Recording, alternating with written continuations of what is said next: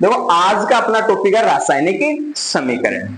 रासायनिक समीकरण के अंदर अपन ये चीज पढ़ेंगे कि रासायनिक समीकरण कैसे लिखी जाती है, लिखने के चरण कौन कौन से हैं, किन किन बातों का अपन को ध्यान रखना है कि रासायनिक समीकरण के अंदर अपन जब भी समीकरण लिखते हैं तो उसके अंदर कौन कौन सी बातों को अपन को ध्यान में रखना है, वो चीज पढ़ेंगे।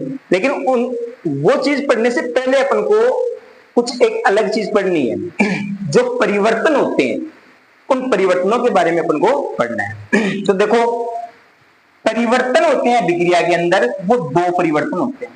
कितने परिवर्तन होते हैं? दो। एक परिवर्तन तो होता है भौतिक परिवर्तन। एक परिवर्तन तो कैसा परिवर्तन होता है? भौतिक परिवर्तन।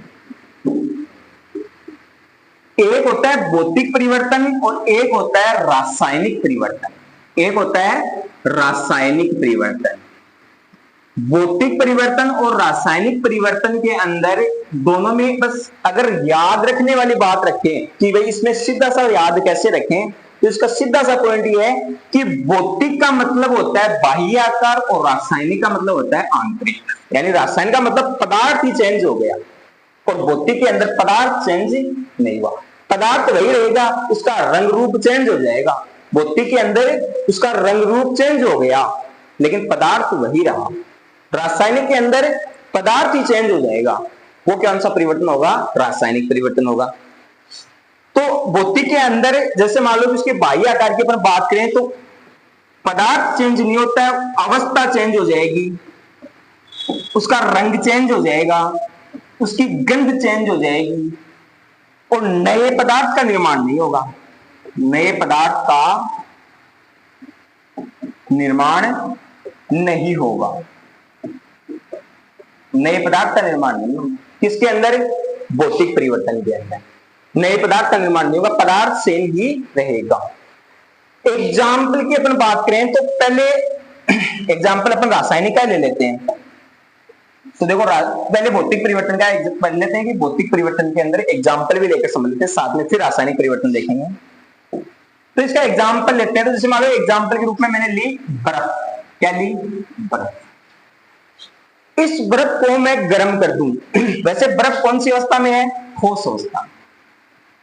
कौन सी अवस्था में? ठोस अवस्था। बर्फ को मैंने गर्म किया और गर्म करने पर ये इसको जब गर्म किया तो ये आगे जल, इसका क्या बन गया? जल। और जल कौन सी अवस्था में होता है? द्रव अवस्था। और मैंने जल को और ज्यादा गर्म कर दिया, यानी जल को 100 डिग्री सेल्सियस पर मैं गर्म कर दूं तो वाष्प में बदल जाता है। तो जल से क्या बन गई? वाष्प बन गई। क्या बन गई? वाष्प। अब वाष्प कौन सी अवस्था में है? गैस अवस्था में। वाष्प कौन सी अवस्था में? गैस अवस्था में।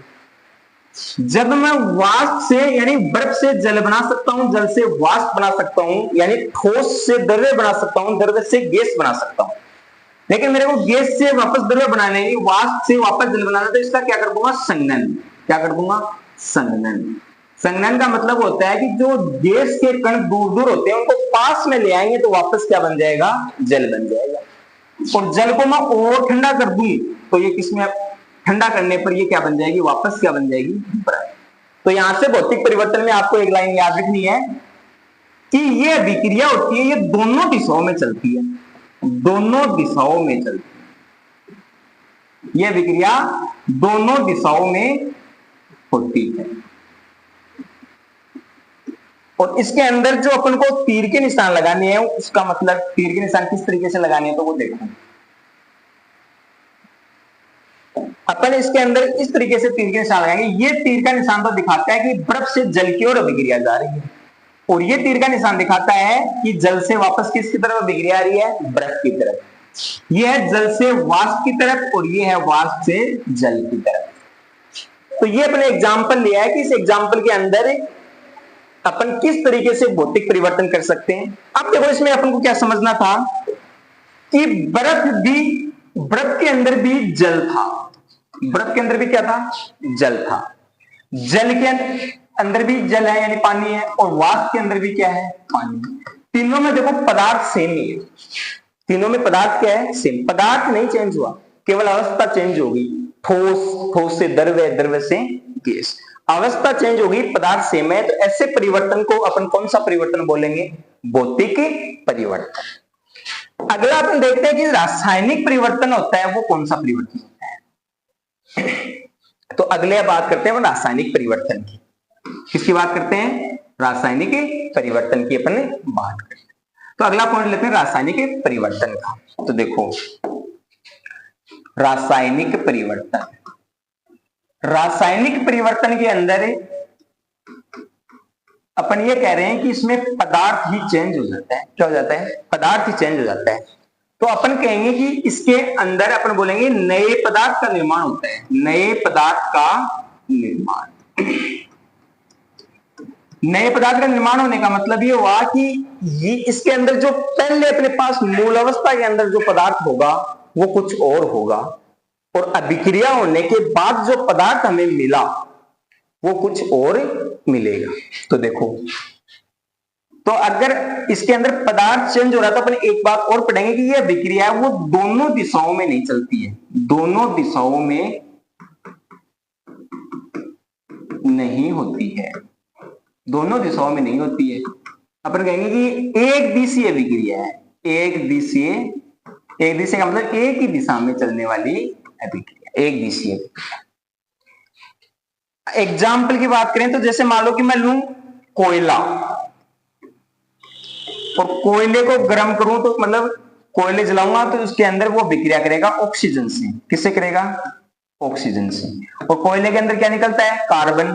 तो क्या बनेगा अपने पास? Carbon dioxide gas. क्या बनेगी? Carbon dioxide gas. क्या बन गई? कार्बन डाइऑक्साइड गैस बन गई। कोयले से अपन को क्या मिलने वाला है? कार्बन। तो यहां पर अपन क्या लिखते हैं? कार्बन। तो अपन ने लिख लिया यहां पर कार्बन। कार्बन की अभिक्रिया ऑक्सीजन से करवा रहा हूं, तो ये कार्बन का प्रतीक होता है C। ऑक्सीजन को अपन O2 से लिखते हैं। कार्बन एक अलग है, ऑक्सीजन के साथ अभिक्रिया करता है, तो अपने पास जो पदार्थ बना है वो क्या बना है?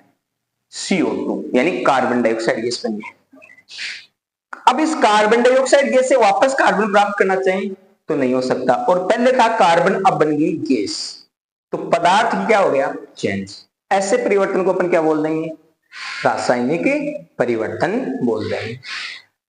अब अपन बात करते हैं कि समीकरण की बात करें कि यदि अपन कोई समीकरण को लिखना चाहें तो उस समीकरण को किस तरीके से लिखा जाता है। तो अपन समीकरण लिखना देखते हैं कि समीकरण को लिखने का क्या तरीका होता है। समीकरण के अंदर अपन बात करेंगे, सबसे पहले लिखा जाता है अभिकारक। क्या लिखा जाता है? अभिकारक। अभिकारक क्या होता है? अभिकारक वह होता है जिसकी अपन को क्या करवानी है? अभिक्रिया करवानी।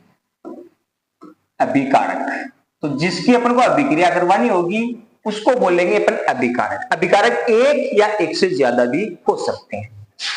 फिर अपन अभिकारक के बाद लगाते हैं तीर का निशान। ये तीर का निशान क्या दर्शाता है? कि तीर का निशान ये दर्शाता है कि अभिक्रिया कौन सी दिशा में जा रही है, दिशा को बताता है कि अभिक्रिया कहां से कहां की ओर जाएगी। अभिक्रिया को संपन्न कराने वाला एक आधार होता है बीच में, जिसको अपनी भाषा में बोला तो अपना बोला बिचौलिया, वो होता है उत्प्रेरक। क्या होता है? उत्प्रेरक। उत्प्रेरक का काम केवल इतना ही होता है कि वो केवल उस अभिक्रिया को संपन्न करवाता है। क्या करवाता है? अभिक्रिया को संपन्न। वो इस अभिकारक और जो अभिकारक से हमें बना है, मिलकर जो बनाया है वो बना उत्पाद। क्या बना है? उत्पाद। तो ये उत्पाद और अभिकारक में इसका कोई योगदान नहीं होता है, ये केवल क्या है? इस अभिक्रिया को संपन्न करवा रहा है। इसमें दोनों में इसका कोई आधार नहीं होता है। अभिकारक एक से ज्यादा भी हो सकते हैं, उत्पाद भी एक से ज्यादा हो सकते हैं। इनको संपन्न कराने वाला उत्प्रेरक होता है। तीर का निशान होता है वो क्या दर्शाता है? कि अभिक्रिया की दिशा को बताता है कि अभिक्रिया कौन सी दिशा में जा रही है। अब मान लो एक सिंपल सा अपन देखें कि एक ए अभिकारक अपने पास, ये अभिकारक मिलकर किसी बी अभिकारक से क्या कर रहा है? अभिक्रिया। तो मान लो कि अपन ने ले लिया बी। क्या ले लिया? ए बी से क्रिया कर रहा है, और अपन कहेंगे यदि अभिकारक की संख्या एक से ज्यादा हो, अभिकारक की संख्या क्या हो? एक से ज्यादा, तो बीच में प्लस का निशान लगा देंगे। और मान लो अभिकारक 3 होंगे तो और प्लस का निशान लगा देंगे, अभिकारक 4 होंगे तो और प्लस का निशान लगाकर लिख देंगे। लेकिन अभी फिलहाल अपन 2 ही अभिकारक ले रहे हैं, ये 2 अभिकारक ले लिए। फिर अपन लगाएंगे तीर का निशान। अब ये तीर का निशान इस दिशा में, तो अपन कहेंगे कि ये अभिक्रिया इस दिशा से इस दिशा की ओर जाएगी, तो ये तो अपने पास अभिकारक है। और मान लो कि ये उत्पाद बना दिया AB, क्या बना दिया AB। अपने पास कोई उत्प्रेरक जैसे गर्म का चिन्ह, ये किसका चिन्ह होता है गर्म, यानी कि इसका मतलब होता है कि गर्म कर रहे हैं उसको, ठीक है। तो ये अब उत्पाद भी क्या हो सकते हैं, एक से ज्यादा हो सकते हैं। तो AB मान लो कि अपने पास एक उत्पाद मिला है। अब जैसे एग्जाम्पल की बात करें तो अभी अभी अपने एक परिवर्तन के अंदर एग्जाम्पल लिया है, क्या लिया है, परिवर्तन। जब पढ़ा था परिवर्तन, भौतिक परिवर्तन और रासायनिक परिवर्तन, तो उसमें एक रासायनिक परिवर्तन की अपने अभिक्रिया ली थी। उसके अंदर मान लो कि अपने कार्बन की अभिक्रिया ऑक्सीजन से करवाई थी। अपने पास दोनों ही अभिक्रिया करने वाले क्या है, अभिकारक है। इसकी अभिक्रिया करवाएंगे तो अपने पास क्या मिली थी, CO2। तो ये तो अपने पास क्या थे, अभिकारक, और ये क्या है अपने पास अपना प्रोडक्ट है, उत्पाद है। ये क्या है, अपना प्रोडक्ट है, उत्पाद है। मान लो कि एग्जाम्पल के रूप में अपन एक एग्जाम्पल और लेते हैं, जैसे मैग्नीशियम की विक्रिया ऑक्सीजन से करवा दी तो क्या बन गया, मैग्नीशियम ऑक्साइड। क्या बन गया, मैग्नीशियम ऑक्साइड। मैग्नीशियम की विक्रिया ऑक्सीजन से करवाएं तो मैग्नीशियम ऑक्साइड का निर्माण हो रहा है। इसमें ये दोनों क्या है, अभिकारक है, और ये जो बना है ये क्या है, उत्पाद। ये क्या है, उत्पाद है, प्रोडक्ट है अपना। इस तरीके से अपन कोई भी अभिक्रिया यदि अपन करवाएं तो इस तरीके से अभिक्रिया को लिखा जाता है, उस समीकरण को लिखा जाता है। एक शब्द आता है शब्द समीकरण। कि शब्द समीकरण क्या होती है, तो मान लो इस चीज समीकरण को मैं शब्दों के रूप में लिख दूं। जैसे मान लो कि ये एक समीकरण दे रखी है, तो मैं इसको शब्दों में लिखूं कि कार्बन की अभिक्रिया किससे करवाएं, ऑक्सीजन से। किससे करवाएं, ऑक्सीजन से। कार्बन की विक्रिया जब ऑक्सीजन से करवा रहे हैं तो आपको क्या मिल रही है, कार्बन डाइऑक्साइड गैस। क्या मिल रही है, कार्बन डाइऑक्साइड। क्या मिल रही है, कार्बन डाइऑक्साइड। ये विक्रिया मैंने लिखी है, इस विक्रिया को बोल देंगे अपन शब्द समीकरण। क्या बोल देंगे इसको, शब्द समीकरण। इसको बोला जाता है शब्द समीकरण। क्या बोला जाता है इसको, शब्द समीकरण बोला जाता है। कुछ इसके अंदर अपन ये बात करते हैं कि कुछ जो नियम है, इसके कुछ चरण है, वो इस प्रकार भी कि जैसे मान लो कि कोई अभिकारक हो चाहे उत्पाद हो, कोई ठोस अवस्था में होता है, कोई गैस अवस्था में होता है, कोई द्रव्य अवस्था में होता है, और कोई विलयन अवस्था में होता है। तो उसकी अपन बात करें तो देखो, अगर इसकी अपन बात करेंगे तो इसके अंदर क्या करना आपको कि सबसे पहले आपको एक एग्जाम्पल लेना है, उस एग्जाम्पल के रूप में लिखना है। तो सबसे पहले तो पता होना चाहिए अपन को कि अपन ठोस कोई अवस्था के अंदर अपन को दिया है।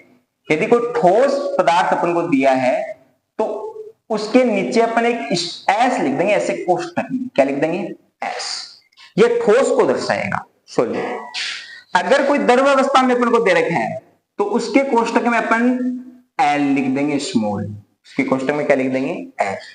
यदि अपन को कोई गैस अवस्था के अंदर दे रखा है तो गैस अवस्था के अंदर दे रखा है तो उसके नीचे अपन छोटा सा ऐसे जी लिख देंगे। तो उसका मतलब क्या है कि वो कौन सी अवस्था में है, गैस अवस्था में।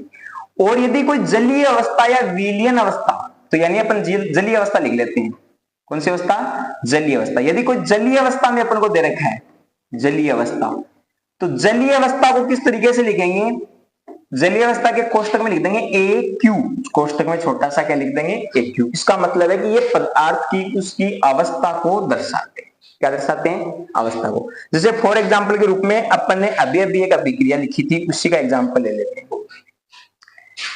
कार्बन की विक्रिया ऑक्सीजन से करवाई थी तो अपन को क्या बना था, CO2। अब वो कार्बन यहां पर एक ठोस अवस्था है। क्या अवस्था है, ठोस। तो इसके नीचे अपन ने क्या लिख दिया, S लिख दिया। क्या लिख दिया, S। इसके नीचे अपने S लिख दिया। तो ये इसकी अवस्था को दर्शा। अब अपन को बताने की जरूरत नहीं है कि कौन सी अवस्था में, ये कौन सी अवस्था में, ठोस अवस्था में। ऑक्सीजन कौन सी अवस्था में होती है, गैस अवस्था में। तो इसके नीचे G लिख दिया। कार्बन डाइऑक्साइड भी गैस है तो इसके नीचे कोष्ठक में क्या लिख दिया, G लिख दिया। तो इनको अपन देखते ही क्या कर देंगे, बता देंगे कि ये कौन सी अवस्था में। इस तरीके से अपन समीकरण को, शब्द समीकरण को लिखा जाता है। इसके बाद अगले टॉपिक में अपन बात करते हैं इसके समीकरण का संतुलन कैसे होता है। समीकरण का संतुलन कैसे होता है वो अपन अगले टॉपिक के अंदर पढ़ेंगे।